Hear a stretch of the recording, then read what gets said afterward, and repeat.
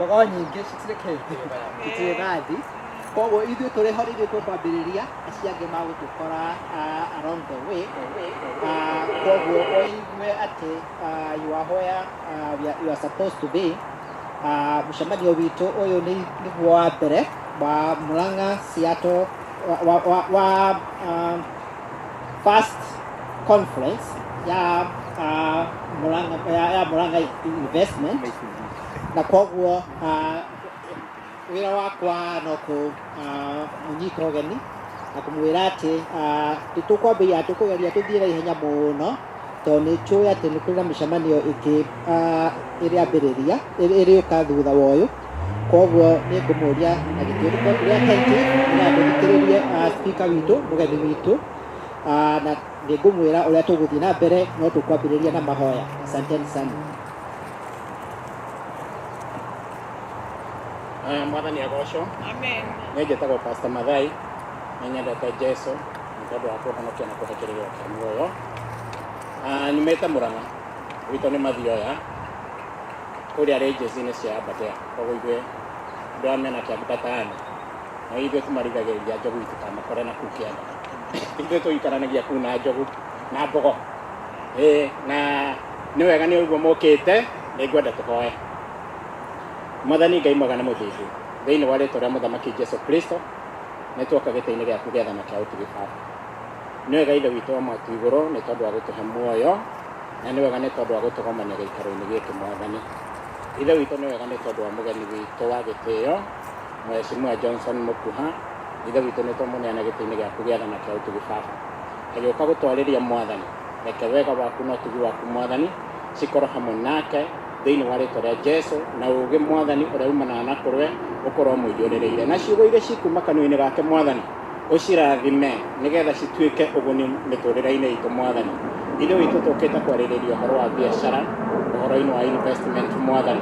Maũndũ macio kũhanda thĩinĩ witũ reka makorwo na umithio thĩinĩ wa rĩĩtwa rĩa Jesũ Kristo wa Nazareti. Twakũria tũhingũre matũ maitũ Mwathani na tũrathime Ngai na nĩ rĩĩtwa-inĩ rĩa Jesũ tũhana twĩtĩkia na twacokera ngai. Amen. Ikane mĩcemanio ĩtano kareke ngwate kaũndũ kamwe tu. Nĩ mũĩ atĩ ithuĩ andũ a Murang'a hasa ithuĩ tũrĩ andũ a biacara.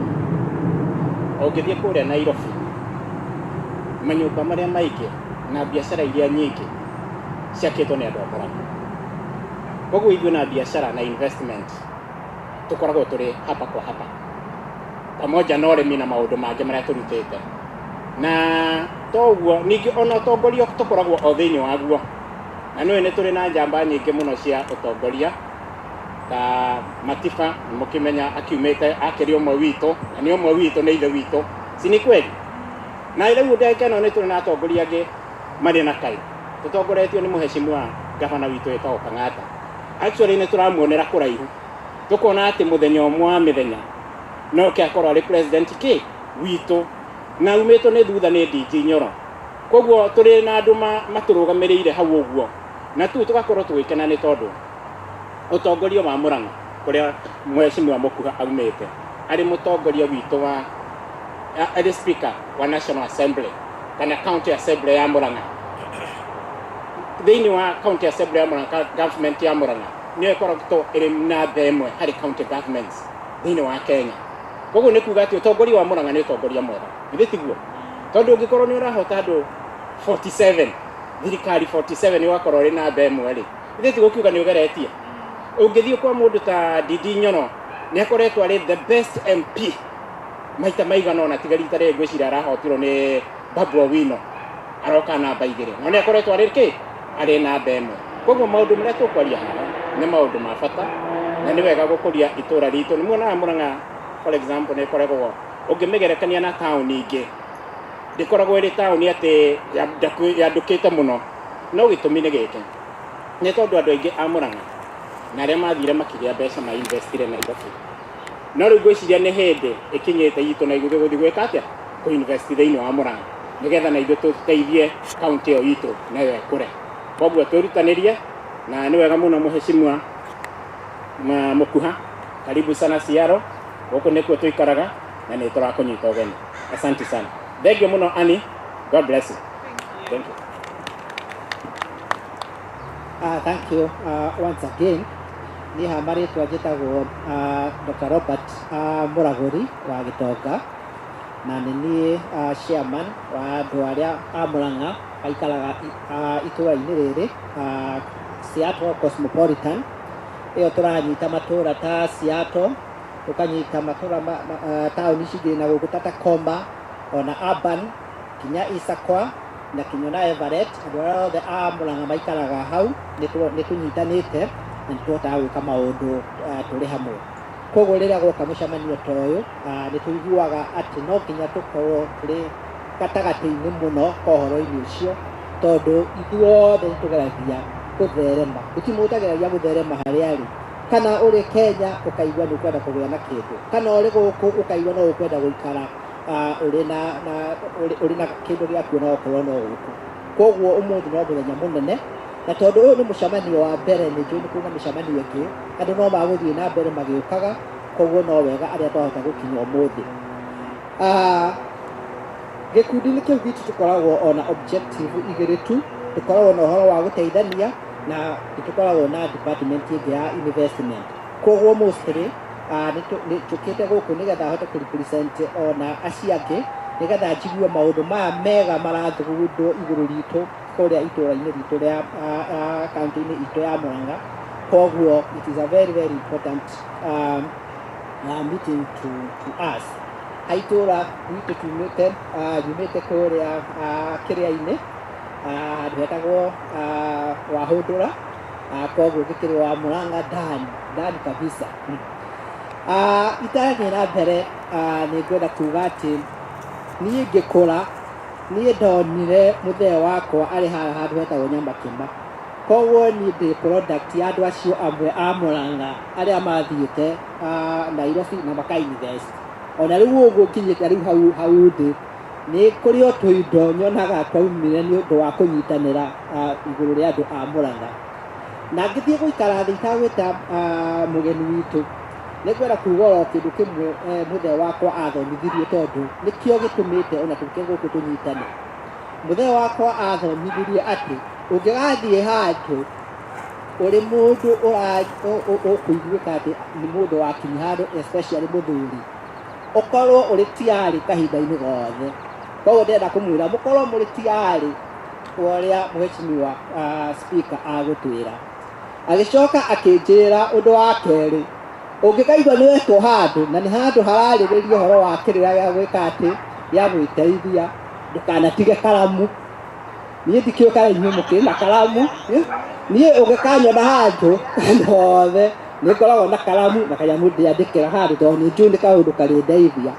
Agĩcoka akĩnjĩra ũndũ ũngĩ, maũndũ marĩa ndirikanaga, ndũkanacokere ũndũ warĩtio. Koguo ndigũthiĩ na mbere kũrĩ hau, tondũ Pastor Mathai nĩ aria na nĩ njũĩ no tũgũthiĩ na mbere kwaria. Koguo ndigũcokera. Wĩra wakwa ũmũthĩ, hwaĩ-inĩ wa ũmũthĩ mũno, nĩ wa gũkaribisha mũgeni witũ speaker Mr. Mũkuha. Na Mũkuha ndiũĩ kana nĩ mũrĩ family kũrĩa Wahũra, tondũ my aunt gwĩtagwo Mũkuha. Koguo no ũkorwo hihi family citũ no cithiĩte na kũu kana ikanyitana na cianyu. My real aunt gwĩtagwo Mũkuha. Koguo nĩ ngũgũkaribisha gĩkaũ-inĩ gĩkĩ, na nĩ njũĩ tũrĩ aingĩ mũno. Nĩ ũraigua nĩ ũkũigua atĩ tũrĩ na namba nene mũno, ta gĩkundi kĩu ndĩrauga ndũgamagĩrĩra tũrĩ andũ even 400, no tondũ wa mawĩra na andũ gũkorwo hihi angĩ monekaga Sunday, hihi mostly meeting ya rũciũ nĩ ĩgakorwo na andũ aingaingĩ. Koguo igua wĩ mũciĩ, na aya tũrĩ ho nĩ ithuĩ tũkũnyita ũrĩa ũgũtwĩra, na nĩ ithuĩ tũgũtwarĩra oraci angĩ, na tũthiĩ na mbere ona kũmera atĩ inyuĩ mũgoka rũciũ, tondũ ithuĩ nĩ ithuĩ tũraiguithia rĩa mbere gũkũ Seattle. Koguo karibu sana Mr. Speaker, nĩgetha ũtwarĩrie ũtwĩre kũrĩa tũngĩteithĩka, na nĩ tũĩ nĩ maũndũ mega mũtũthugundĩire. Na angĩkorwo ndigũcoka kwaria rĩngĩ, wagĩcoka ũkĩgeithie gavana tũmwĩre andũ a gũkũ Seattle twĩte timamu, na nĩ tũgũikara tũkĩnyitagĩrĩra tũkĩgeragia ũrĩa na ithuĩ tũngĩteithĩka tondũ wa kũra kaunti-inĩ ĩrĩa itũ. Asante sana.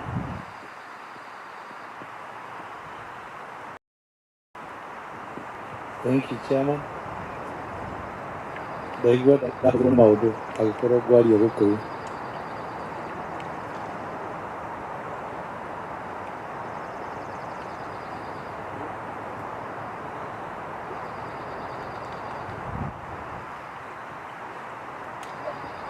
Very good. Demboga idea inyole ritonere amwala ni muriega. Yeah, I was pressed. I thought I would go throughout in English.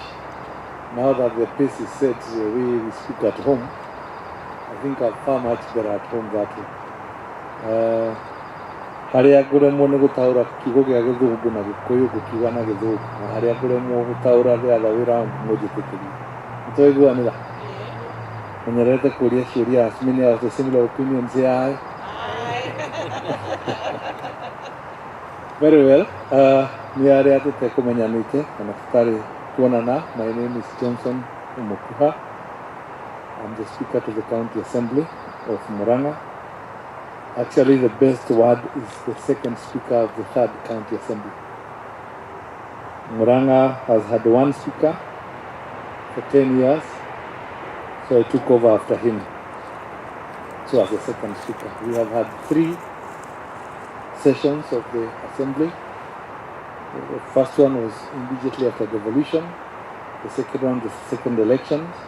These are the third elections after the devolution. That's why we are calling it the third County Assembly. I have come with a lot of greetings from the people of Murang'A through their governor, His Excellency Dr. Irungu Kang'ata. Mwamũkĩra ndeithio.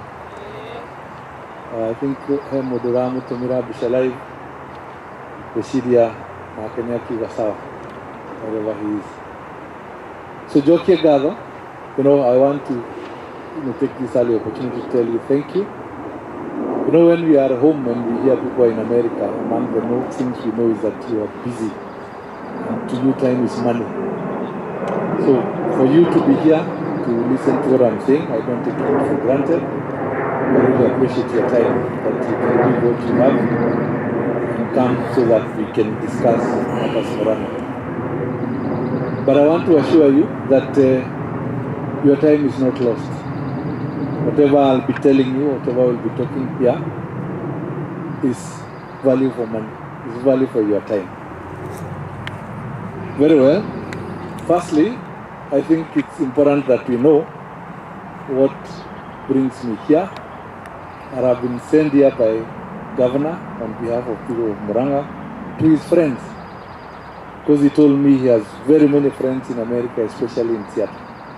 And every time he goes to, when he's abroad, I know he must pass by here. So I am here to present to you the first Murang'A Investment Conference. We must package Murang'A as an industrial destination. And therefore, we are going to have the very first ever Murang'A Investment Conference.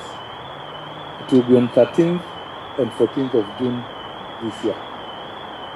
So we encourage that you come. Whatever I'm talking here is in our website. So if you have time later on, I might not go into details, into very minute details, but if you get time, please visit www.murang'a.go.ke, and some of this information is there. Now, before I go into the details of the conference, I think it's good that one, I introduce myself, like I said, the County Assembly Speaker. However, I have a side hustle. I'm not a speaker forever. This is my second year, 2.5 years since we came into office. I am an architect in private practice. I've been practicing project management and project finance for many years, 25 years or more. So I understand the dynamics of investment in terms of project management and project finance. That will talk into details after this, so that I can tell you the details of what that entails. Now, since we want to do an investment conference, we want investors who can come and invest with us. And that is why we are thinking of coming and sharing with you what we have, what I'll show here.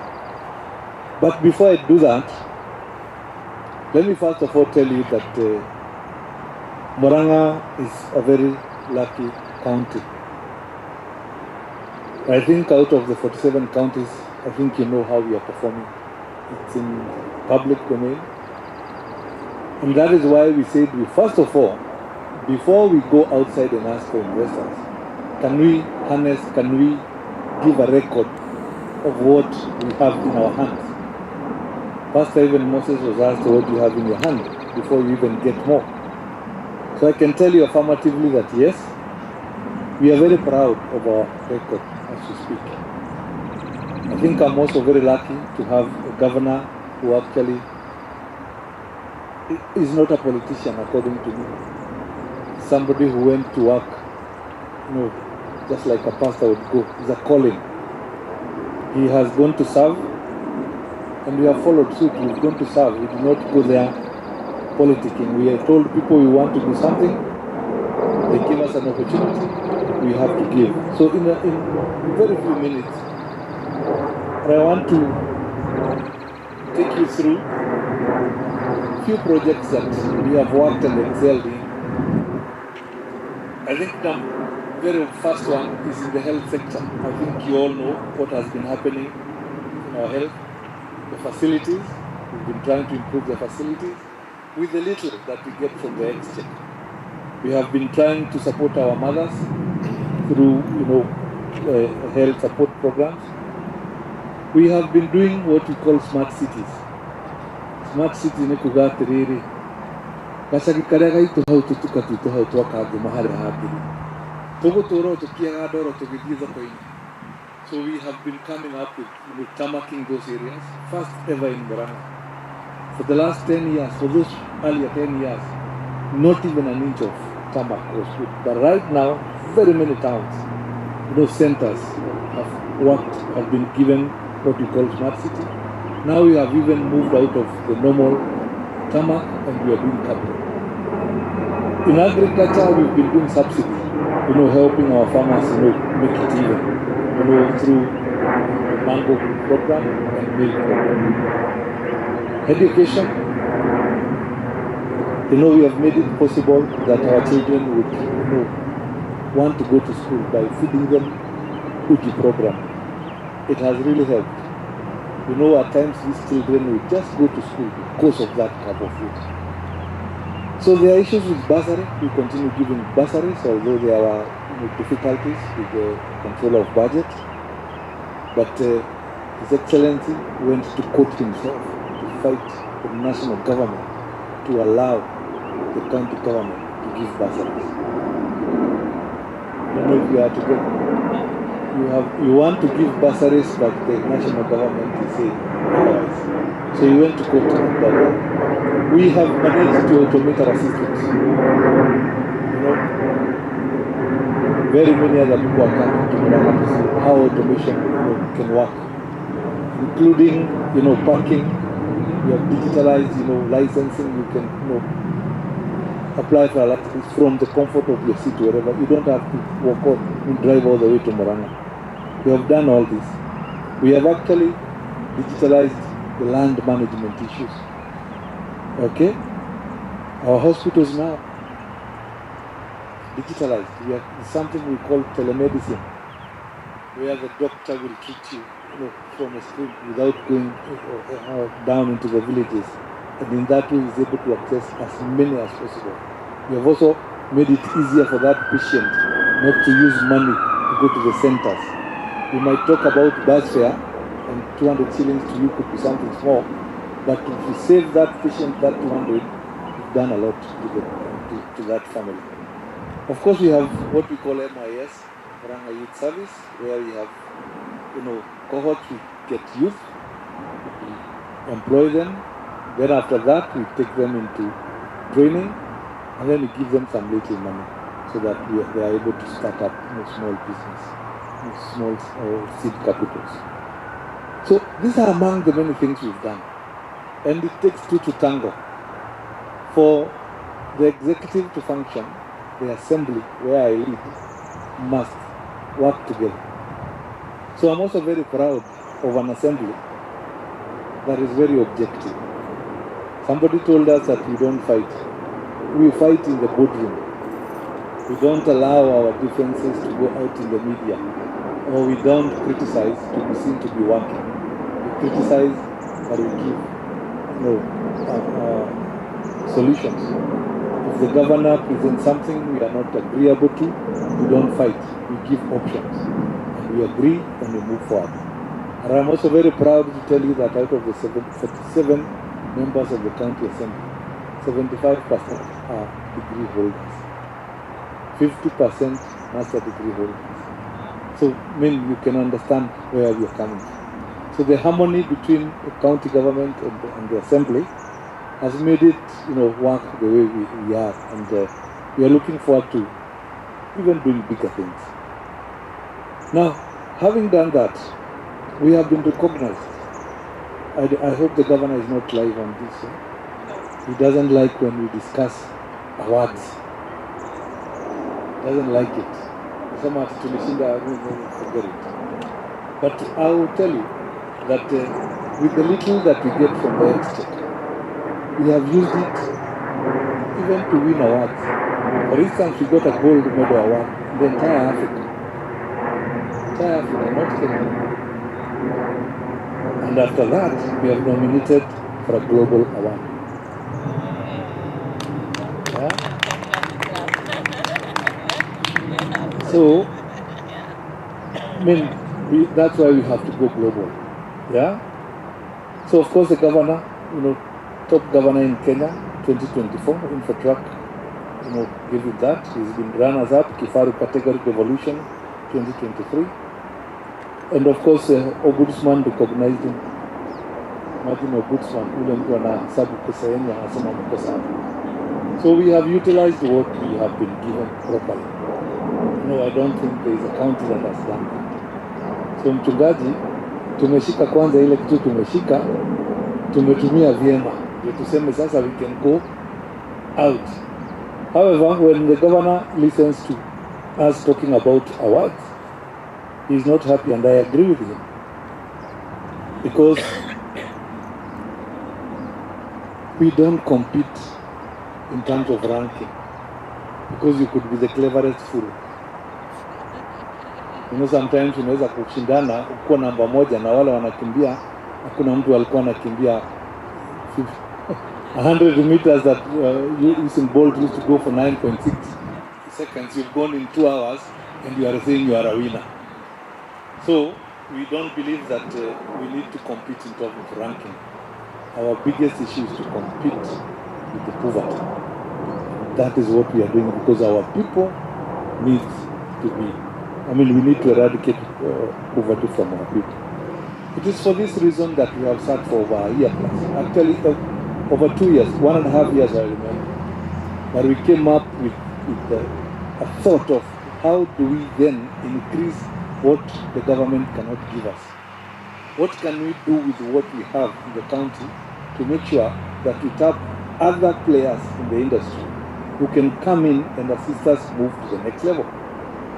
That is why we sat, and just like in any other society, I think we thought of now calling other players, calling other investors, calling other partners to come in, see what we have, and then plug them in where they can work. So we have been sitting for quite some time, thinking it through, but there is no rocket science in knowing that. For you to alleviate poverty, it has been done in other countries in Asia, but the way to go is industrialization. Adding value to our product, helping our farmers, value add, and moving on. So we sat down and we had a team that has been looking at all these things so that we see what we can do. And for that purpose, we have sat and we have agreed this is the roadmap. So that's what I'm going to display today.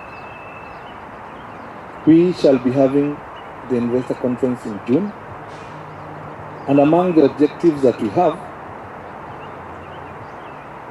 is to showcase the viable investment opportunities that we have across Murang'A. To Rwambia hapa, you can do that, this you can do that. We want to attract private capital. Yeah? And we are seeing from local, from international entities. so they can invest, in various opportunities we have in Murang'A. We want to provide through the conference a place where you will network. Your business is this line, the other one is that line. You will have a plenary where you can interact and know each other. But also we want to build a long-term partnership that will create jobs and accelerate Murang'A County development. So we expect that we'll have good outcomes. Among them is that we are expecting to onboard local, foreign and diaspora as investors in Murang'A. We also want to open Murang'A County as an investment destination into the future. We also want to increase investor awareness. Sometimes, and every time I talk to people everywhere I go, they are worried. They don't know which way forward to go. So we want to, let the investors know where we are. We also want to strengthen the public-private partnership. So this we will do. And I spoke to some people somewhere sometimes and I told them, for you to go up the ladder, just like President Kibaki said, is that you must be surrounded by people who are better than you, who have more knowledge than you, people who have experience, have been there before you. They must hold the ladder for you to go up. But of course, Kibaki said, and when you are up there, please hold the ladder for them to come up.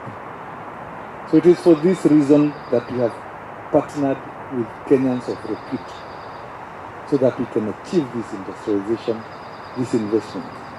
We have what we call Murang'A Budget and Economic Council. In that one, we have brought in people of repute. Our chairman is Peter Monga. I think you can see the screen there. He's our chairman. He needs no introduction. He's the founder of Equity Bank. So he's our chairman. For us to get this, we must get the right people. In that team, we have Dr. S.K. Masharia, Royal Media. You know him. In that team, we have my village mate, Jim Nambaru. You know Diane Blair. That is the team we have. In that team, we have the chairman of Equity Bank now. He's called Professor Masharia Mabure. In that team, we have a medic expert called Dr. Kanyenje Okombe. I think you know him, most of you. You can Google. He's the CEO, Nairobi Metropolitan, but also the chairman of the Kenya Association of Hospitals. Because we have to get it right from all sectors. We have Professor Murang'A, Vice Chancellor, Mama Ngina University. We have Professor Felista Wanjiro, Professor of Education, Kenyatta University. We have Engineer John Mosonik, who sits in the board of Safaricom, and one-time PS, one-time TAS. So we are saying we must call people who are better than us, who can guide us. We have Dr. Salome Kitoho, matters to do with human resource. She's an expert. We have Ambassador Mudhoni Gishohi. Ambassador Mudhoni Gishohi is one-time ambassador of Kenya, the People's Republic of China. So all the connections that she's the one leading the delegation that will go to China. Of course, we can't forget our very own, His Excellency, Dr. Irungu Kenyatta. And finally, the youngest deputy governor we have, I think, in the world. I don't know if you have such a gentleman. So our deputy governor, Stephen Munania, is the youngest. Ndio mambo ya Gen Z amekusikia tunasumbuana nayo Murang'A, because he had taken care of it. Nevertheless, we have other honorable members.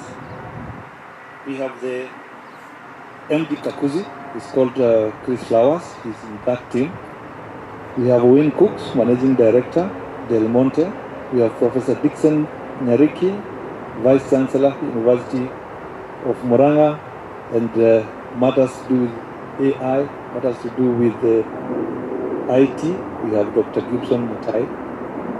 And finally, truly yours, Honorable Johnson Okuha as the chairman, as the honorable member in the MPEC. Why am I displaying these people? It's because before you do a heart operation, you must know where the problem is. And you must go directly to the point, finish it, and close it up. If you don't do that, then the patient will die. Similarly, if you are given 15 hours to bring down a tree, use 14 hours to sharpen the axe. So that is what we have been doing. We've been sharpening the axe so that we bring down a tree. Very well. Other than that, the governor worked with his executive. I think we have a number of them. And of course, you know the selection was top-notch. The county assembly vets those people, and I sat with them, I vetted them, and we got the right people. We doubted only one, but we said, let's give an opportunity. Honestly, she performed better than even what we thought. So, we have the leadership of the assembly. I'm proud to have a deputy called Gashore. I'm proud to have a leader of majority called Francis Kibe. Deputy leader of majority is in Seattle. She's called Liz. She just came in, retired. Tomorrow we'll be together. Majority party whip is called Morris, coming from Madia. And the deputy majority whip is called Stephen Muigai from Katanga. Now, a few things to know about Murang'A. Number one is that we have a good population. As of 2019, we were 1 million, so we should be more by now. Of course, we have vast land. We have around 2,500 square kilometers, which is quite vast, as compared to other counties. So I wouldn't want to go into details of exactly what we have, but I want to pick areas that I want you to take home, because we might not go into details, but like I said, in our website, you will find this document comprehensive as it is, so that you can go through it on your own. So we are happy that we have a county that has hard-working people. Somebody has mentioned that downtown is ours, and nobody can tune us. Yeah, it is ours. Why? Because our people are ready to work. We have a county that is not too bad in terms of infrastructure. You know, you might take it easy, but our road work is not as bad as compared to others. We have a county with power, with hospitals, and with stable network. And the development index, I think, as per the World Bank, Kenya Poverty Assessment Report, December 2023, Murang'A County was ranked 8th most mobilized county in Kenya. So we are not too bad. If we just put in a little gear, we can be there. Now, why are we telling you that you need to invest in Kenya and in Murang'A for that purpose? I think number one, the location of Murang'A is Nairobi. Honestly, I live in Nairobi. I go to Murang'A every morning and come back in the evening. Yeah, so proximity, its location is a heart of Kenya. So if they say Kenya, East Africa is the gateway to Africa, and Kenya is actually the strongest economy, we just passed Ethiopia the other day. So then the heart of East Africa is Kenya, and the central of Kenya is Nairobi, the capital, and the Murang'A is just next to me. So the proximity is just but right. So we have very close proximity to key markets. I'm telling you why Murang'A is the best place to invest. We have developed infrastructure in many others, like I mentioned. Yeah, I don't think there's any point of Murang'A where you can go off network, off grid. I think our fiber optic has done it very well. We have what we are saying truly ours, solid and open governance. If Ombudsman can tell us that we are the best, I mean, what else? auditors will never, sorry, there is one here. They are paid to look for mistakes. If they don't get a mistake, you have frustrated them. So we frustrated the ombudsman to an extent that I said, hawa jamaa wachana wanatusumbua. Good, we have industrial and agricultural potential. I'll share some numbers. You know, in Murang'A, we are an agricultural county. So we have potential in those lines. We are going to put, and we have investment-friendly policies. The other thing you realize with our people is that we have skilled labor. When you are going to do as deep as Murang'A, Kanyanyaini, you will get a trained mason, you will get a trained, plumber, you have skilled labor. We have availability of input and raw materials. I was surprised that there is somebody who is doing tiles in Kitengela and comes for raw materials in Gatuli. So if we just can create somewhere, we don't have to transport that thing very far. So we have that entrepreneurship spirit. I think it goes with everyone. Eh? I think, you see, I don't want to say others don't do it, but tunajituma sana. Let me say something. Tunajituma sana. Until, people say that, in Kenya, that people in central Kenya, tunaendaka ATM wanatolewa pesa for free. That is what they say sometimes. They say that ile Equity Bank ni ya Wakikuyu wanaenda wanatoaga tu ATM. That's what they say. Simply because tunajituma na tunafanya kazi. Good. The other factor that Murang'A is the best place to invest is the availability of land. We have a lot of land that is not utilized, and that is why we are saying you must utilize it. We have institutions, financial institutions that we partner with direct inside Murang'A. Of course, starting with our truly Equity Bank and others. So the big five banks are available. So we also have institutions in terms of Murang'A University. We have tea and coffee factories that would help people, collate and aggregate farmers. We have coffee mills. We have water utility companies. We have cooperative societies. And we have financial institutions, just like I mentioned. I want to go directly to our strongholds. In agriculture, in terms of production of avocados, we are the biggest,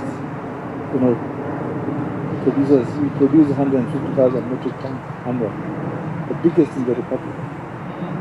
Okay? When you come to tea, gross value of tea, in terms of money, what we sell from Murang'A, 17.8 billion. 17.8 billion. In terms of coffee, we produce 31 million kilos a year. So we have everything. We just need to tap them and collect it. So market opportunities, I think I'll leave that. There is a Kenyan market itself. If you have product to sell, you can sell locally. You can sell in East Africa. You can sell in Africa. You can sell in Europe and even in the US. Remember we had that AGOA partnership that went down the other day. But Kenya is currently in negotiating bilateral trade agreement, which will be the first in Africa. So we take advantage of that particular thing, and of course other markets in the UAE. If you have products in Murang'A, you can sell anywhere. Good. Now let me take you to the investment opportunities that we have. Everybody has been asking about Del Monte land, what happens there. So let's go to investment opportunities. Number one is what we are calling Murang'A Industrial Park. And this will be what we are calling Del Monte land. We are intending to have an authority that will be managing the assets of Murang'A. Yeah? Murang'A Industrial Development Authority. So Murang'A Industrial Park is part of those things that will put under an authority. So within Murang'A Industrial Park, we shall have the export processing zone there. Already we have exercised 500 acres and left it for the EPZ. EPZ means whatever you sell, you produce there, you export directly. We will have what we call SEZ, Special Economic Zone. I'll tell you the benefits of that as we continue. So we have what we call CAIPs. Yeah, the County Aggregation and Industrial Parks. We have waste management called Gikono Landfill. One, the second in Africa from South Africa, in Murang'A. We have the Murang'A County Creameries Cooperative Union. We were adding value to our milk at some point. It went down, but when the governor came in, he brought it up, put in some money, and gave it back to the farmers. It's an opportunity. There's also another opportunity of small and medium enterprise parks in the entire Murang'A. If I enumerate the number, you'll be surprised that the opportunities are everywhere. We have the tourism, those who want to go into tourism sector. We have what we call Mukuro wa Nyagadanga. I mean, whatever you want to do there, a hotel, cultural center, whatever. I will take you through that again. And then we have a farm called Marira Farm, where we have 78 acres for you to come and tell us what you want to do with the farm. And we agree. So, when the list is endless, it's big, but I'll just take you through a little bit of this. The Murang'A Industrial Park is a total of 1,300 acres. This is the land that was ceded from Del Monte. And I think God waits for the right time. It was ceded before. Lakini paperwork had not been finished. We are finishing the paperwork now when we have right leadership. Yes. Otherwise, if it was done by that time, hatungekuta kitu. God is wonderful. Oh, yeah. So out of it, we said 500 we are going to give to EPZ. We are partnering with the central government to do that. And even when the president was in China, his itinerary, he talked about land and he talked about partnership with some company. That is the EPZ he was talking about. We have ceded to the national government. Now, special economic zone, here is where I want to bring you down now into details. Because we have 800 acres. What are we doing with these 800 acres? So that's why I was telling my brothers that you have everything that you want. In every sector you want, you must invest in. Because 800 acres, hatuwezi wacha ifanye kazi moja. We must do what we call zoning. Yes. And I want to tell you, we have planned it. It came through the assembly. We passed it. So all that is happening now is survey. After survey is registration. After registration is actually issuance of leases or what you're calling titles. So what are we doing with these 800 acres? 500 we have given central government to do EPZ. 800, what are we doing with them? Number one, we are excising 75 acres to do a Medicity. Medicity. That is the point where we have Kenneth Matiba Hospital. Already we set up Kenneth Matiba Hospital. So 75 acres, we are saying, come, bring us your ideas. What do you want to do there? Do you want to do orthopedic center? Come and give us your plan. Do you want to do, cancer care center? Do you want to, whatever you want to do out of the 75, we want to make that a Medicity. 75 acres. Okay? Number two, we have taken 276 acres because we want value addition.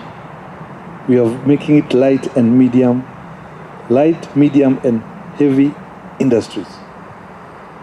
So you come out of that. Remember, we are saying, for us to alleviate poverty, we must create jobs. For us to create jobs, we must bring industries. That's why we have given a lion's share. to industries, 276 acres. 23 acres, we believe that we have youth, so we are putting it for technology and innovation hubs, incubation hubs. We know we have business people like we are, so 43 acres, we are giving commercial hubs. We have seen people doing things and forgetting a market within yourselves. So 2.6 acres we are giving to a market. We saw China Center bring a market somewhere. We have seen it now. It moved to Karen. It was somewhere near KU. We can also have a Murang'A Center. It doesn't have to be a China Center. We can showcase our things there. So 2.6 acres is left for that. We also believe that we have investors who can think about education. So therefore, 16 acres we have left for schools. If you want to invest in a school, 16 acres is available. We also know that people will live there. So affordable housing, we have given 22 acres, but also we believe that we have private entities, yourselves and somebody who would want to come and do a flat, somebody who want to do commercial building. We have left another 12 acres for that work. We have an opportunity in terms of infrastructure. Now listen to me carefully here. For us to move, we have to have roads, we have to have water, we have to have, services, waste management. We have to have that. But who will do that because the county has no money? It is you, investor. We are telling you, come we discuss through a JV or whatever arrangement. Come and do the roads.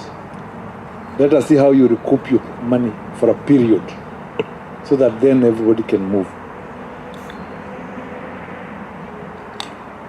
Of course, we know, and let me just mention, for those roads, infrastructure, that means road, sewer, water connection, internet, power, doesn't have to be gridded power, it can be solar power. We have left 134 acres. So accessibility, hatutaki pahali traffic, you get in, you cannot get out. So accessibility and maneuvering, is perfect. And of course, we are not forgetting that this is an administrative area. So therefore, we are leaving a very good acreage of land to the county government institutions. Sometimes there are some, documents, some services you must go in person to the county government. So what we are saying is that at that point there, we shall have offices. We even intend to bring the assembly there. It's more center. Yeah. So that, somebody from Kariara does not drive all the way to Murang'A town. They can come and get services there. So if you look at that, I don't know if you can see it from the screen. Is it viewable? Yes. You can see it? Yes. I don't have a cursor, but that is the land that we have. You can see yellow. Is it coming out yellow there? Yes, it is. I'm asking ladies, I'm not asking men for color. I see orange and red being the same. Can you see red? Yes. So yellow is where we are saying it's government institution. And that big yellow there is where we are saying is by the roadside, is where we are putting the Medi-City. Medi-City will be there. The red, commercial areas. Purple, is that purple? Yes. Chairman, nisaidie hata mimi sikuagi niko vizuri sana. Yeah, I can take you through it, I think, but let me talk about incentives before I take you through it. If you go to EPZ, there are some benefits you'll get. Say you are investing in the EPZ, and this has been, discussed and agreed, and these are not starting now. There are things that Kibaki put across. These EPZs, SEZs are actually Vision 2030 from President Moi Kibaki, but we don't exploit them. So number one, if you do your business in an EPZ zone, you get a 10 years corporate tax holiday. I said 10 years.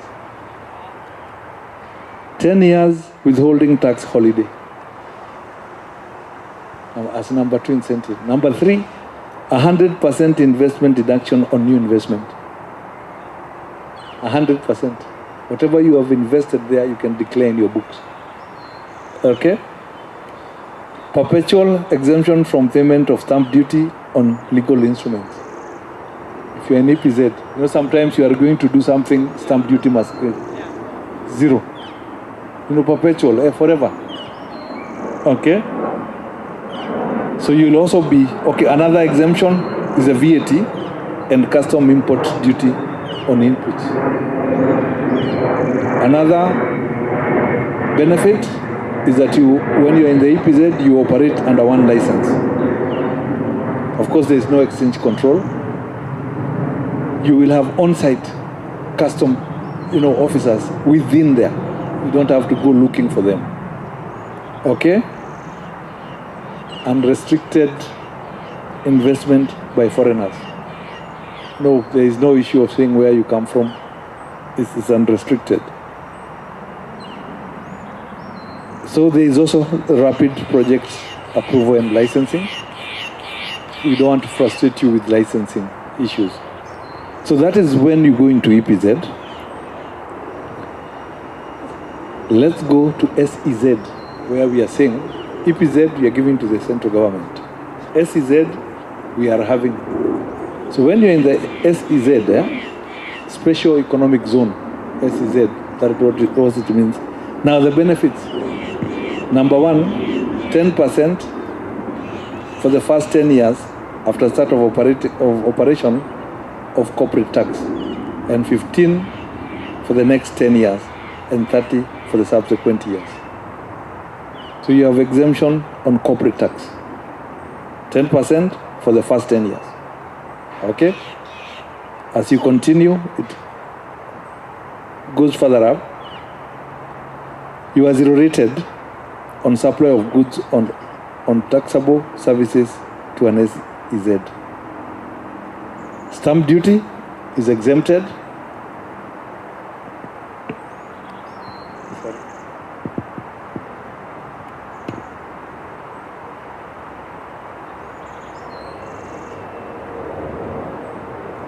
So we are on SEZ. Stamp duty is exempted. If you miss something, go to that website, you will get exactly what I'm saying. So you are exempted again from paying capital gain tax. This kills people. Yes, yeah. Especially when you're buying property. The only problem is that our people know how to run away from it. So you are exempted from withholding tax. Okay? 100% investment deduction. Just like I'm saying, if you invest your money there, the next thing you do in your books, you will declare them. So exercise duty is exempted. Exemption from IDF. Now, these two very many manufacturers have been running out of Kenya because of this. But now electricity is capped at 10 shillings per unit. I think that is the killer. Because when you're doing manufacturing, you need power. And the problem is that power is too expensive. Oh, thank you. Power is quite expensive. So you're exempted, or rather, it's capped at 10 shillings per unit, only when you are in SEZ. Our homes, we use more than this per kilowatt hour. So of course, and you have 100% access to domestic market. So nobody, when you are in a EPZ, you are restricted to sell domestically. But this particular one, you have 100%. So pictorially, I could take you through what we have.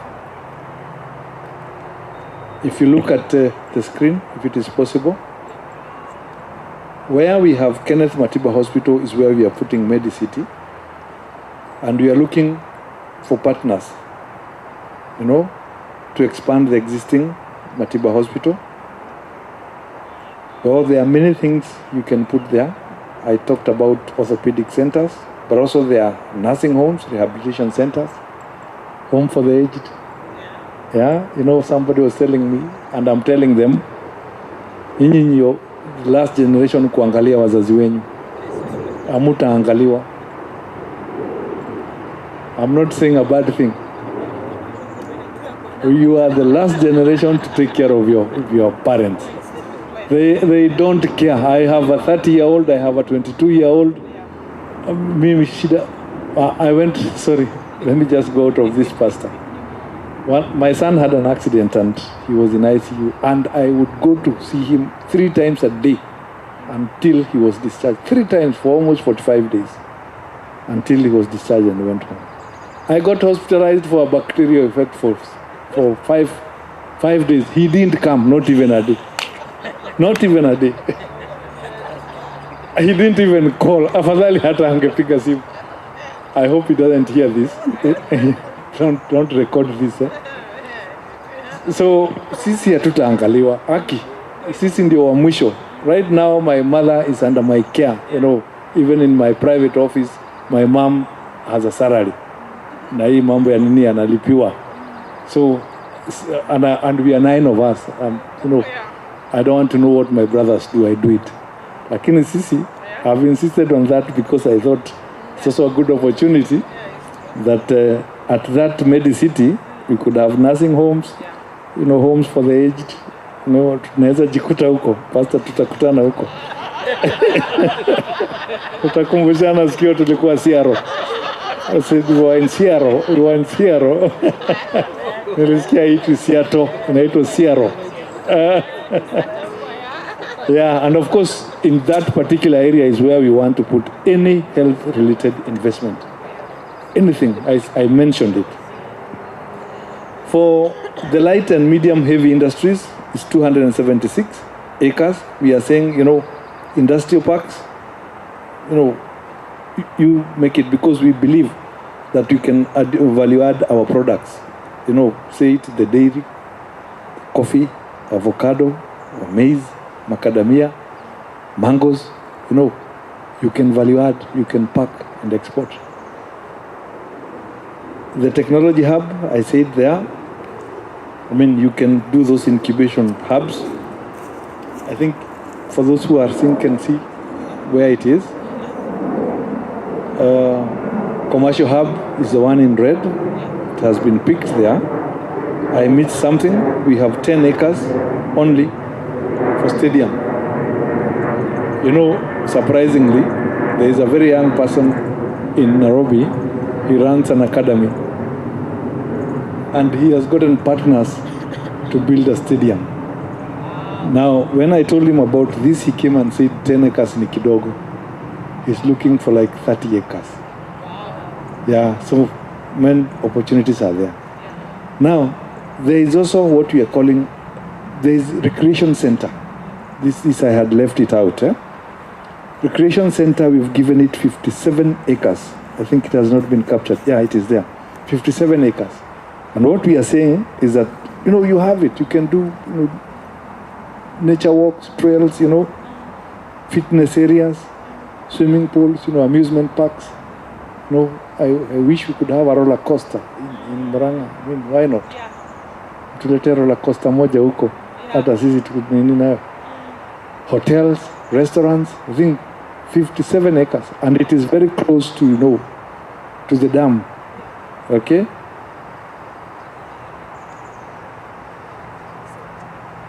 The market, I think you've seen there. You can establish a wholesale market. You can do, retail market. It's up to you.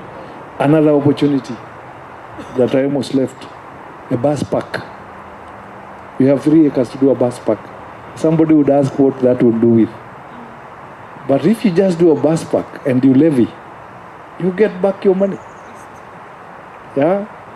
Hey, girama shako iti alihaga tena. Kweli? Yeah, maintain good toilets, maintain good facilities, everything. Who give it to you? Yeah, a bus park. I talked about schools. You can establish a school. Somebody came to me and I almost ran away. He told me, kule kwenyu, iyo Medicity, can I do a mortuary? And I was like, but nevertheless, there is a mortuary outside it. Sikuna Montezuma hapo nje. Yeah, so if he can do good facility for other people, you never know. The infrastructure I was talking about, I think we have issues to do with road construction, and here we are looking for a PPP, and this is a big investment. Big investment. The county cannot get that kind of money. Out of the exchequer that we get, 50% goes to paying salaries. So the money left is very little, and we actually have to do like magic to get what we have. So we are talking about road construction there, we are talking about power energy, we are talking about water and sewerage, we are talking about garbage collection and recycling, we are talking about internet and fiber connectivity. If you are able to do that and coop your money thereafter, is okay. National government offices, we are saying we'll have a police service there, just like a borough, you call them borough here, within your area. We have, office of DPP, we have TSC, we have fire station, lands offices. So all those, facilities are within there in that Medicity, in that industrial city. Now, let's finish with that land. Si tumetoka huko. What you have left outside Murang'A is more than that. That is just a pinch, and every eye is there. But we have so many other. We have Kipes. We have just after that, as you go to Maragua, an area called Zabka, we have 29 acres of land, that is left for Kipes, County Agriculture and Industry. Parks. We have waste management, like I said, Gikono landfill. This one is the second landfill in Saharan Africa. The first one is in South Africa. It's in Murang'A. So, unlike a dump site, a landfill entails burying. This provides investment opportunity for recycling, production of organic fertilizer and energy. So it is there. It is for us to know where do you fit. We have MCCU, the Murang'A County Creameries Cooperative Union. This one I said, it was there before, but it was, run down. And when the governor came in, he put in money and gave it back to the farmers. So what we are saying is that you can get a tripartite agreement. You come through the county and the farmers and yourself, inject capital and revive it, because we are underutilizing it. Murang'A can produce 35,000 liters of milk daily.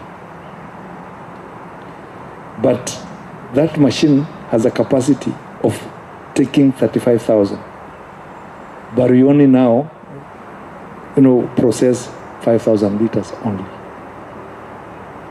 So if somebody would come, assist with the finances, to aggregate, to collect, from farmers, to empower farmers to produce more milk, the machinery has the capacity to process 35,000 liters.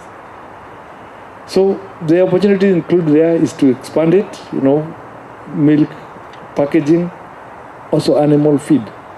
If you look at the successful dairy, factories in Kenya, like the ones in Gizunguri, they partner with farmers, and out of it, at the extent they do animal feed, so it becomes a very good circle. From here it goes back, they empower, and it's all within them. Very well. I said we have more land that we know. If you look at the lineage I have put there, land that we can use for, SMEs, are so many that I will let you go into the website and just see. It is us, wherever you want. There are different areas entire Murang'A. I said we have 2,400 square kilometers. So we have vast land to do kipes. We have ours truly, Mukure wa Nyagathanga. I think when I was employed as a very young architect, I used to work for a company called Konak Associates. By then, the Murang'A County government had designed a hotel there, but it never took off. So we have an investment there. You know, we all came from there. I think it's rich history. We can do museums, amphitheater, cultural village, an eco lodge, nature trail, art center, souvenir shop, cultural festivals once in a while, restaurants and cafe. I mean, that land, Kikuyu na Mungu pahali walitoka tutaiwacha hivyo. So we have an opportunity of investing there. I said we have Marira Farm, and I said we have 93 acres that is available. Somebody can come and do agriculture, you know, in whatever way you let us know.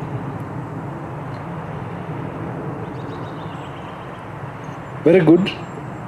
I think these are part of many that will continue, but among the things we want to do is to make it very easy for an investor to come in. So therefore, our laws and policies are not strict.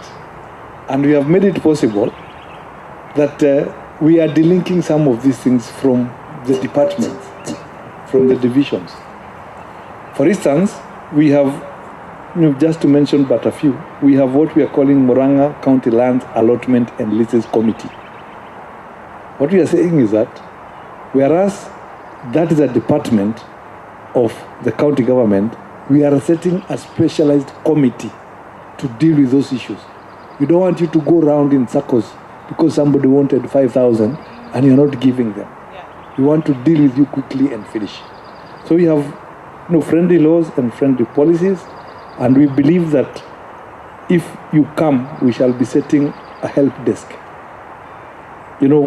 One stop where you'll be assisted without going around. All your licenses from one stop desk. So we have taken that issue very seriously. That fine, you want to do a particular item. Okay? So with us, we have partnered with another great Kenyan called Lee Karori. I think you know Lee Karori? Yes. He's the chairman of Finternet Finance, Trade and Investment Network.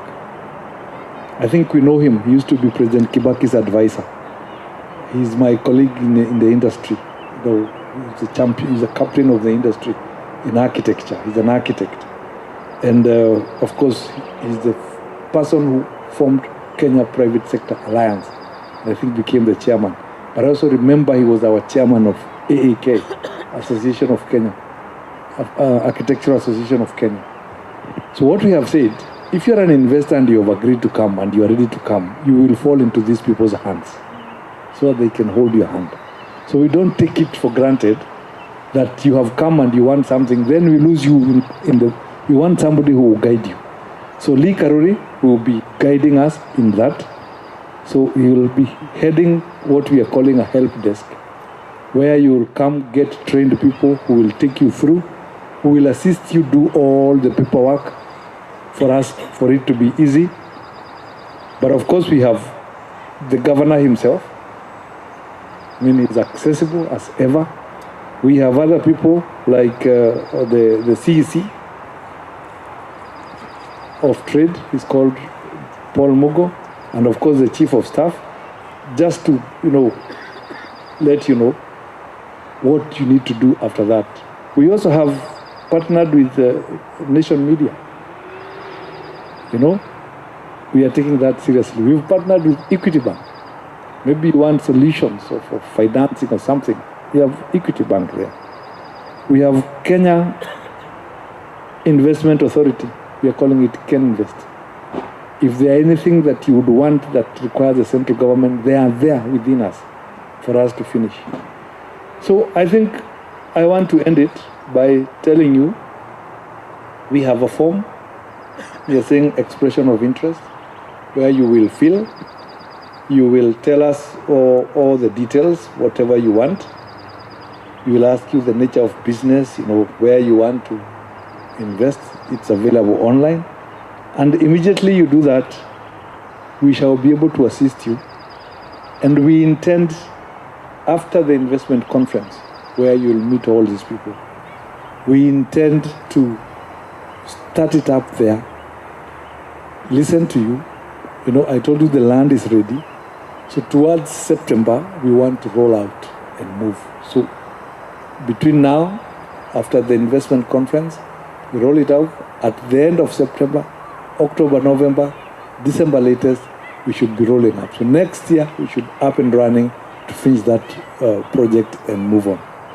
So I want to stop it at that. I know I have said a lot, but if you did not get anything clear, I could answer a question. Should you not find time, or should you not have a question now and you want to know and check it again, it is in our website, exactly the same document I'm talking to. So thank you so much. Unless there's a question, again, my name is Johnson, and I'm happy to be here.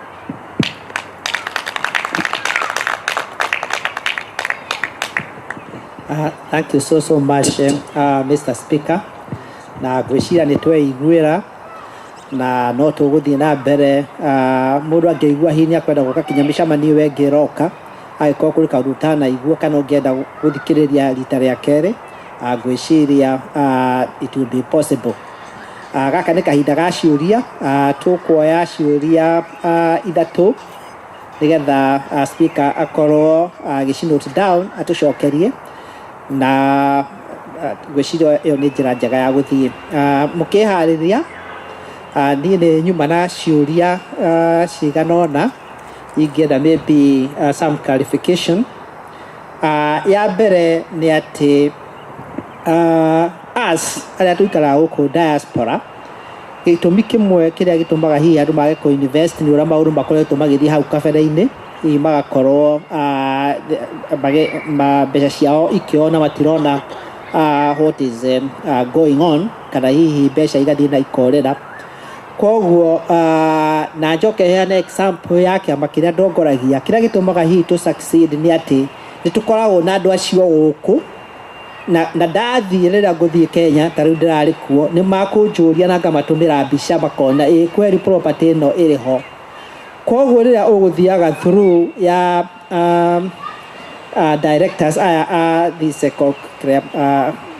I can't remember the name that you gave to all those people of very enlightened people. Mutionaga harĩ wega hau gatagaitĩ-inĩ kau ga gũikia mũndũ ũmwe wa diaspora, ona akorwo ndakũhota gũka mĩcemanio-inĩ ĩyo, agakorwo hihi nĩ aroka ĩmwe agacoka agoka agakorwo arĩ na andũ gũkũ arĩa mara invest hau.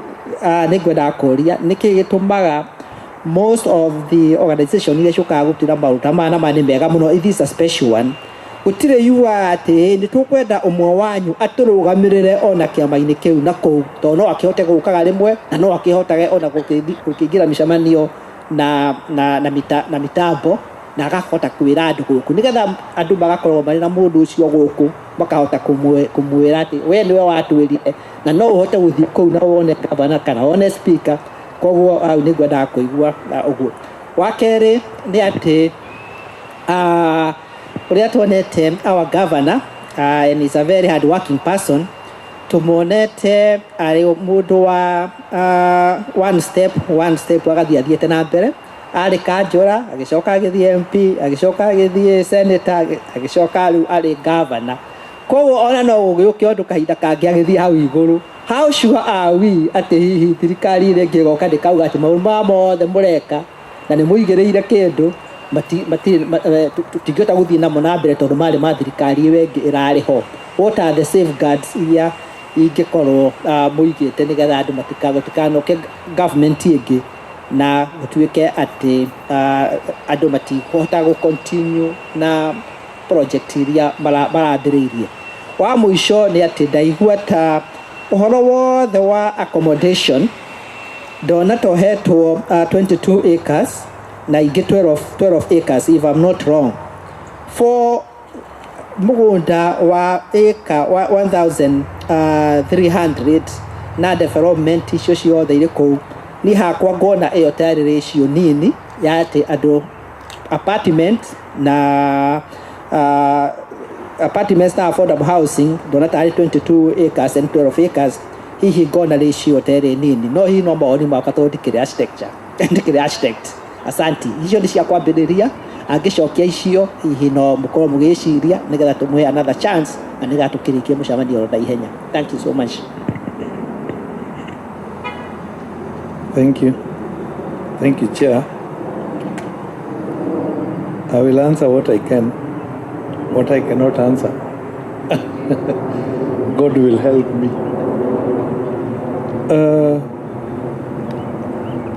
There are two things we have to delink here about money being lost. I think let's be clear that this particular project, we are not partnering, directly with you, that you give us money, we do together. No. You are coming, we give you land, you do your project. Are we together there? We are not saying ati tufanye hii kazi pamoja unless it is a JV. A JV is like that one we were saying for the infrastructure. Where we are saying kuja tengeneza mabarabara ukuwe ukichukua. Ukuwe tax collector mpaka ujilipe. Okay?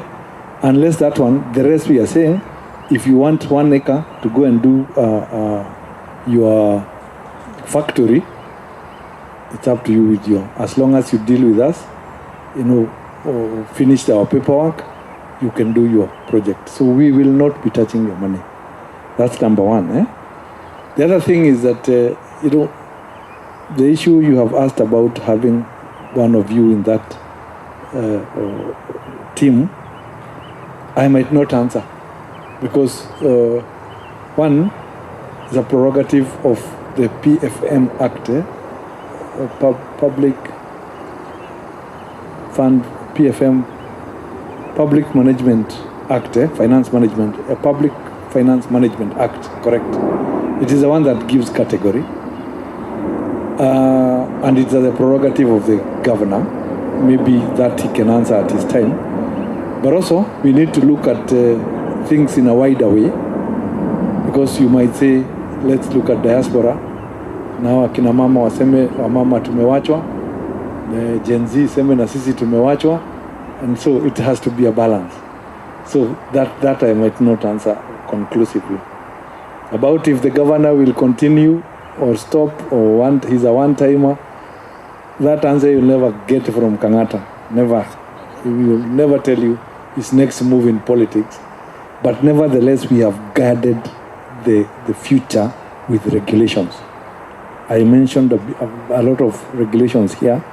We have made sure that what we are saying now is for posterity. Once you come and take a lease for 50 years, nobody can take that lease from you. No, there's no governor who has power to come and reverse law. It is a bit difficult. For us to be where we are, to pass these laws, it has taken us over a year plus. Okay? Because we have to look at it.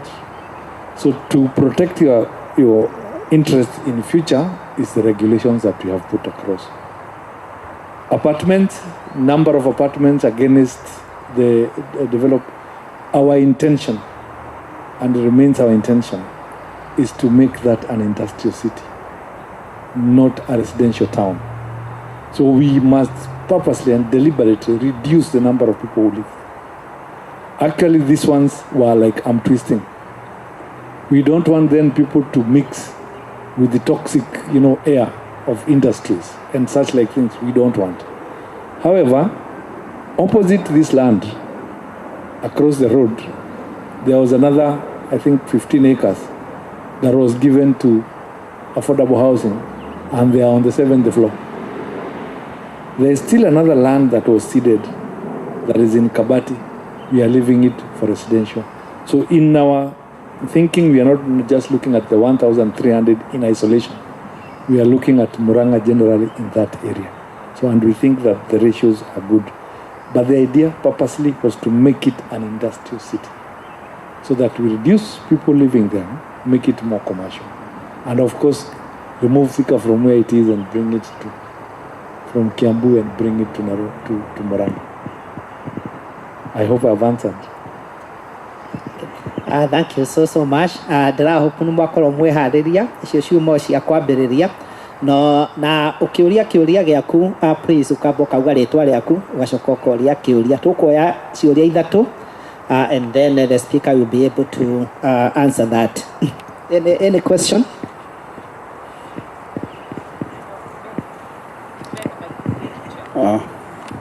Thank you, Mr. Speaker, for your wonderful presentation. So I have only two questions that I want to ask. One. Name. Oh, my name is Alfred Bogwa. That's my name. You said just say our name. Now, I have heard you talk about so many breaks, tax breaks, VAT, and all that. How do you expect as a country to make money from that industrial park? Because it's so important that you also make money for progress in your country. Number two, have you also considered the parkings? We do not want to have so many industries, no parking. That people have to go round there looking for parking like Nairobi, what people do now. I hope you have considered that. Number three is, and the last one, when you open up that industrial park, we have mega companies like from China, Britain, and all that. I don't think we can be able to compete with such mega companies. Have you looked at that issue where you can also try to, give us some, I don't know what to call it, so that we are not competing with mega companies because we are not that big, but we also want to invest. Thank you.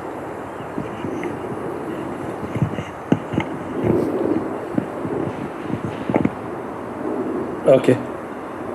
Thank you, Alfred. I think I've heard your questions. I think, where do you make your money from? I think number one, I said we are fighting poverty. And our enemy is poverty. So before you make money, you enlighten your people. So what we want as priority number one is that you come and bring industries so that our people can get, work, our young people. Number two, our people can, the production is higher. Because if you assist them buy their products, they are able to recoup back the money and plant more. So we are looking at poverty alleviation as number one. Number two, you will not make money out of taxing, because some of these taxes are not for local government. The excise duty are for the national government. Our taxes are, the licensing that you give there. Okay, so we are not going to make money out of just a mere sale.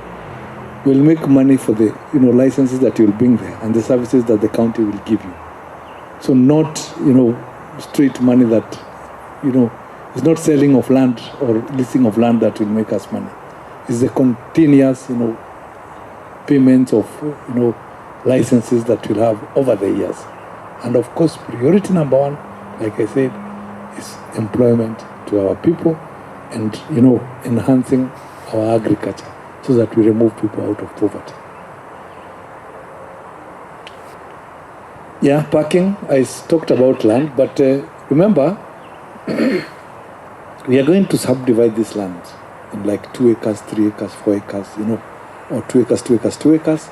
So that if you want an industry for 2 acres, you take the 2 acres and it is yours.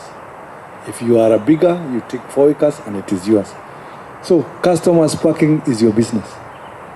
When you are designing your thing, you design your parking within it. So it is not a pool where everybody, but nevertheless I said we'll have a bus park. Because there are those people who will probably come direct to the factory, but would want to be within. There will be a bus park. But more of parkings will be within your premises. You get it? Malori ikikuja kuchukua mali yako inaingia kuchukulia kwako ndani. So it is onus on you.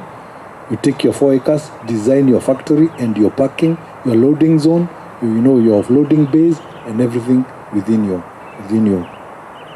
company, within your premises. Mega companies, todo tulia gikoyo tuge atiriri. Iti ninanagira nyeki. Nitiguana. Iti ninanagira ke? Nyeki. Kitoga gioka mutheni yoka ithuothe no turiria na no turihuna. So mega companies will come and we can't tell them to go. They have come already.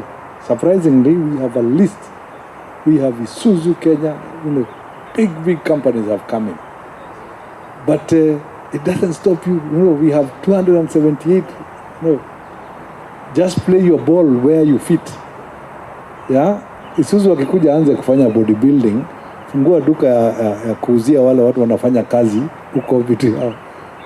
Okay? Support that business with another business.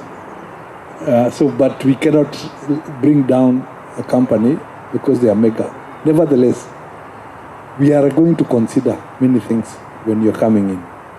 The nature of business and the employment opportunities you're going to bring. So when you come so much and you mechanize everything and you bring in robots, you might not be successful. So these are things, that we will be looking at. So the mega companies will come, but we will vet them as much as we will vet any other. We have to strike a balance. So we can't tell them to go, they are too big. We can't tell you to go away, you are too small. You must strike a balance. Naitigini naniranyeki. Sote tutakula. And like I said, that is one area. Watu wanaangalia tu Del Monte. But the Murang'A itself, we have over 5,000, parcels of land that are public. Kwa hivyo ni mingi. The Murang'A County Land Allotment and Leases Committee, I'm the chairman. I know that we have over 5,000 parcels in the entire county. So there is enough for everyone.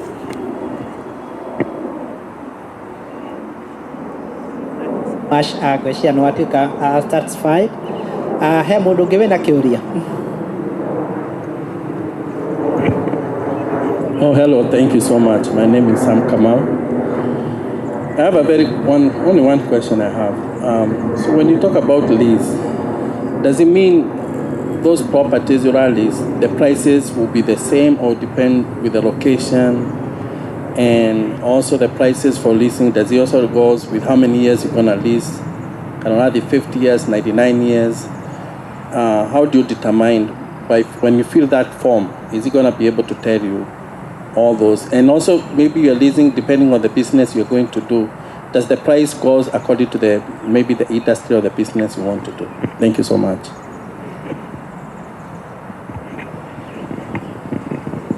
Second question, please.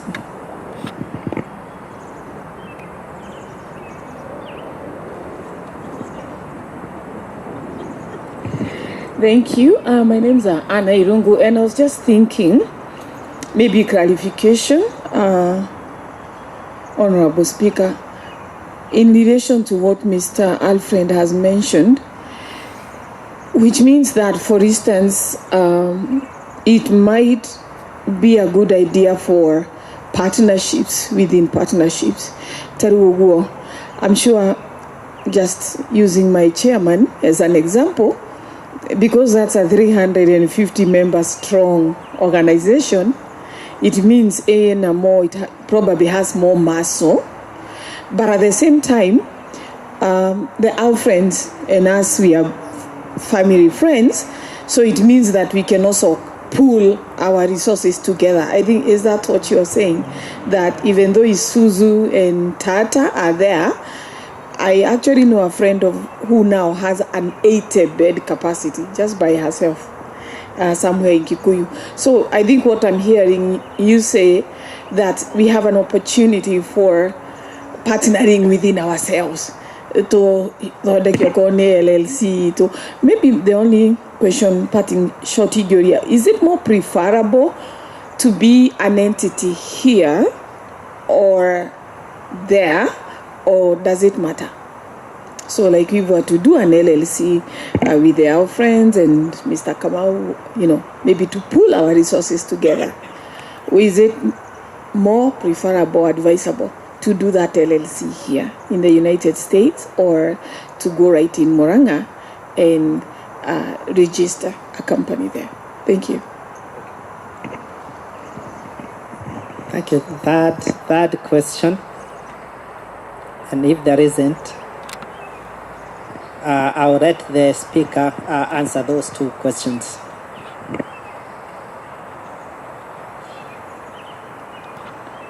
Yeah, the first one by Sam Kamau, I think is talking about prices. When you do evaluation and you want to be competitive, then it defeats purpose. What I'm saying is, why come to you and I can buy somewhere else? Okay? What we have done within our forms, we have not set a price. We have said, tell us how much you want to pay. Okay? So that then we see the range of what is happening. It's like also a survey to know what is happening, so that then we can give. So we are not going to lease, differently. If you are coming as an investor. What we might look at is, probably what do we lease out for, flats? What do we lease out for industries? But this will be generated from the form you fill and from whatever you mean, from the survey we get from whatever you get will be helping us to do a survey. So price to us for now should not be fundamental. We just want to see what are the proposals from our people who are the investors. Then we'll sit down and see which is the optimum. We have done that before. We were leasing some quarry somewhere, and we said, please write to us, tell us what you want to pay. And they gave us figures, and we got a mean average of it, and we gave it out at that. So the other question is more technical from a business advisor. Anything to do with the construction advisory, I would give very well. Whether to partner here or partner there, I might not be the best to answer that. All I want you is to, when you get to me, in whatever form you come with, I'll deal with you. But if I was asked, I think is probably partner here first. Yeah? Have round sitting, get your SPV, your special purpose vehicle from here. Then come with it there, knowing exactly what you want to do. Then from there we shall receive you through Lee. Lee then will guide you through an investment, profile on what you need to do. So I might not answer that conclusively. It's more of a business advisory. Yeah, maybe attorneys would give better advice. But if I was asked, is tukae chini hapa tusikizane, tufanye aje, wewe uko na ngapi, mimi niko na ngapi, what can we do? How do we do it? Now we get a company which I have shares, you have shares, we are going to do this, and then we take it back to Kenya, where now we shall receive you in that form and take you through. Thank you.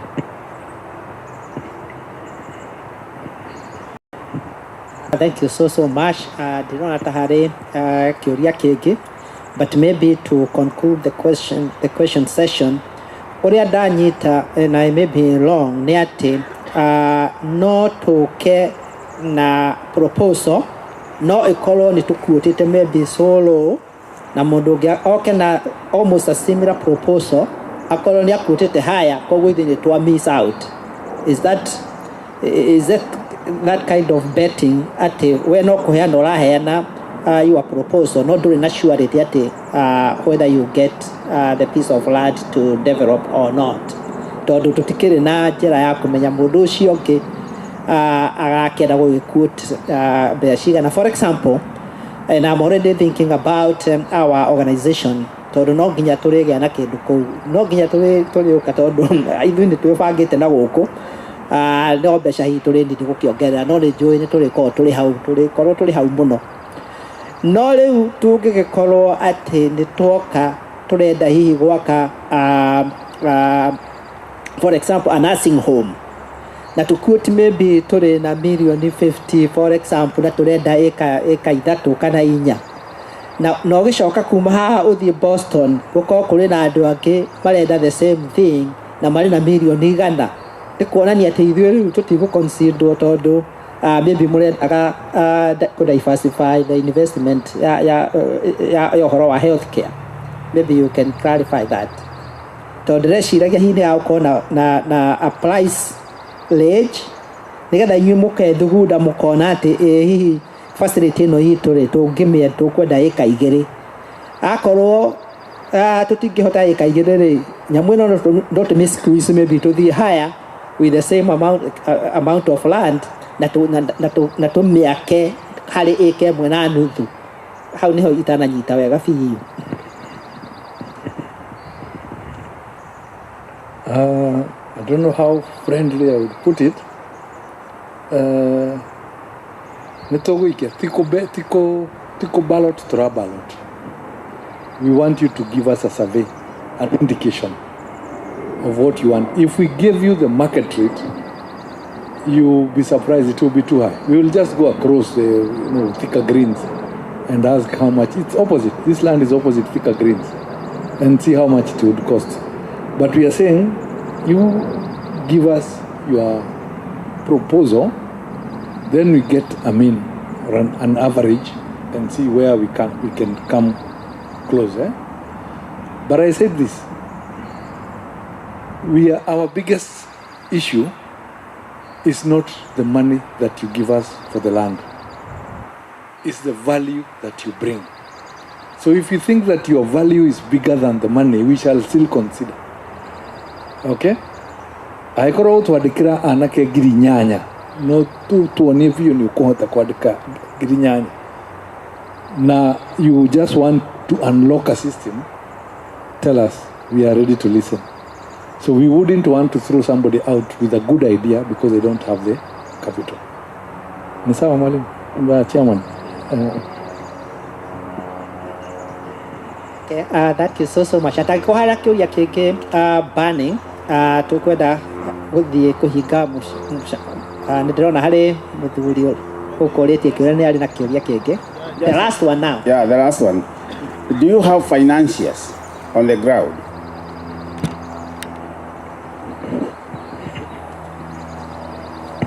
Utantoa kwa record.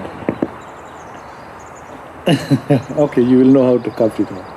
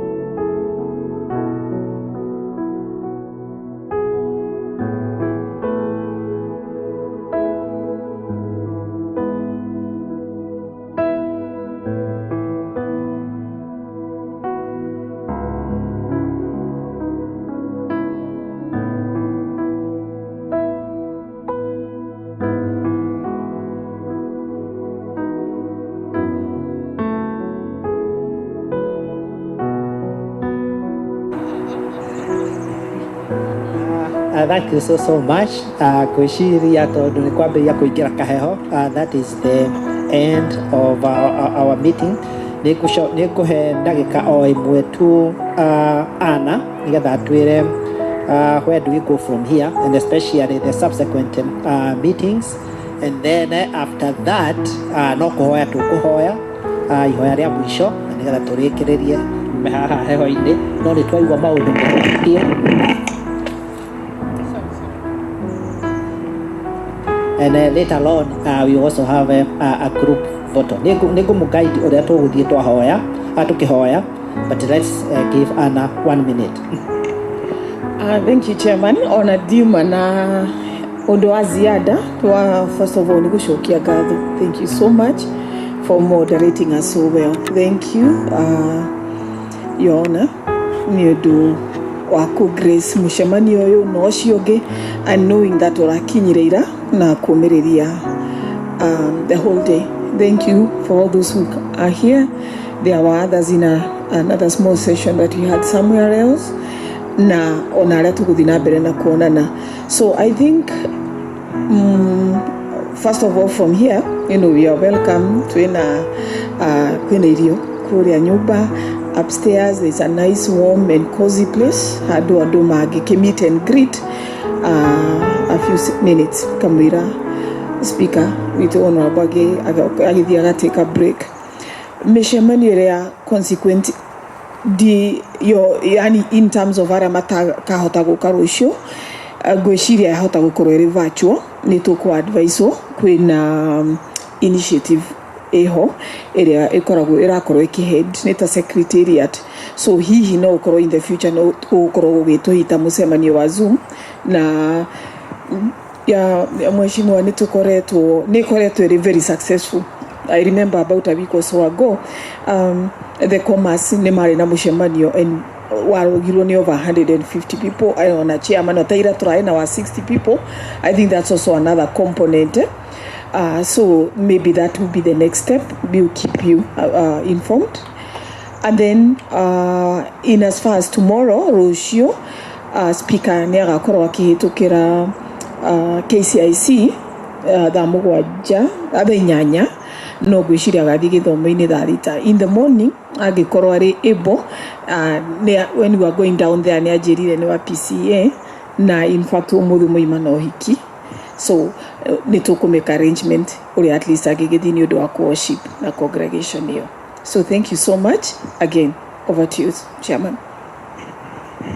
Thank you so much, Anna. Na nitwakeigua uria mibango ihana ati mishamanio wengi subsequent yata gukorwo maybe irreversible but will be advised. Lakini twike o kaundu kamwe rutire ingi muno na nitukuhurwa mbica tugithie kuhoya tondu nitukuhoya ihoya ria mwisho ni ngumuria inyuothe muke haha o riu haha mbere tukuhoya tunyitanite moko nigetha tuge ati kou mugigunda maundu maroneka kou tungihota guteithikira tugukorwo turi kuo muno atondu ni ithuĩ twambere twarĩrio nĩ speaker ni ithuĩ tugukorwo tukiambĩrĩria ukani haha please everybody na speaker nitwacokia ngatho muno akorwo tongoragia mĩcemanio kũrĩa Murang'A gwitũ oro ũguo nikĩo tũtakĩiguaga ngũĩ. Asante sana.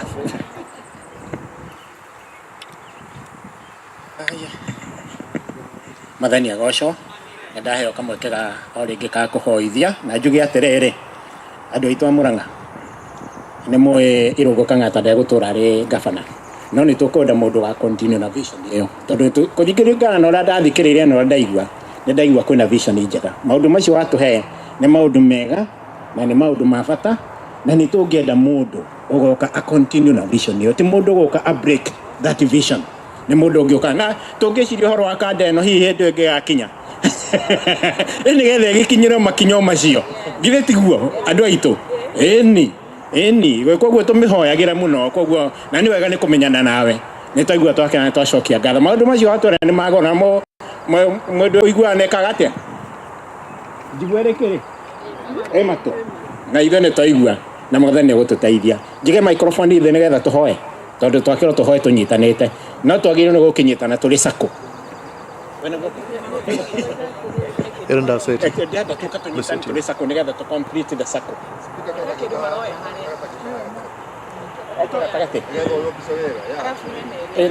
Kamera ĩrĩ. Okay, harĩ mũndũ ũngĩroka nĩgetha tũhoe.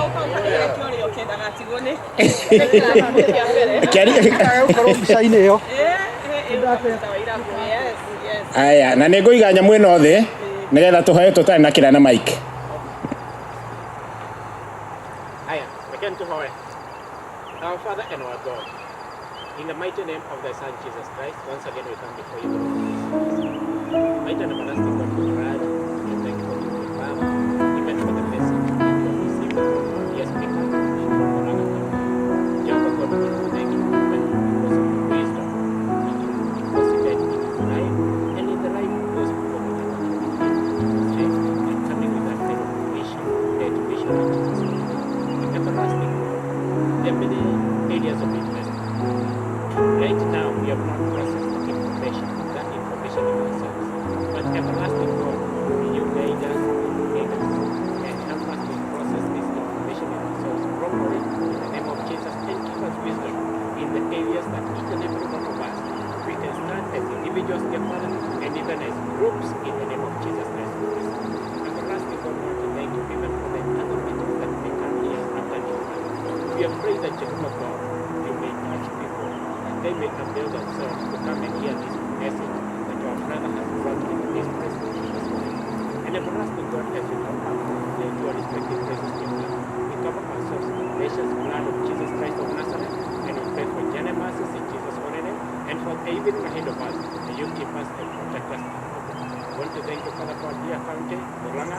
We pray that Jehovah God will bless the governor as he continues to lead that county in Jesus' name. And do him with knowledge, and do him with wisdom in the name of Jesus Christ, and grant him prosperity, grant him success in the name of Jesus Christ. I want to thank you, Father, because you've done it. For Lord, we will pray and ask in Jesus' mighty name. Amen.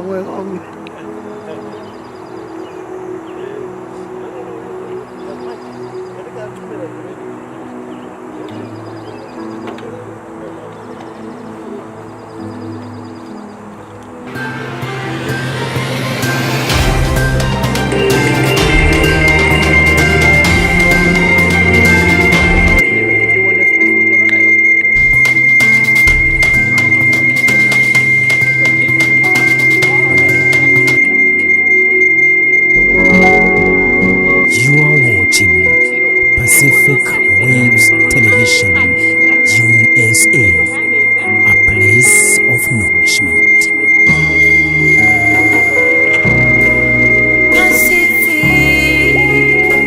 Pacific Waves.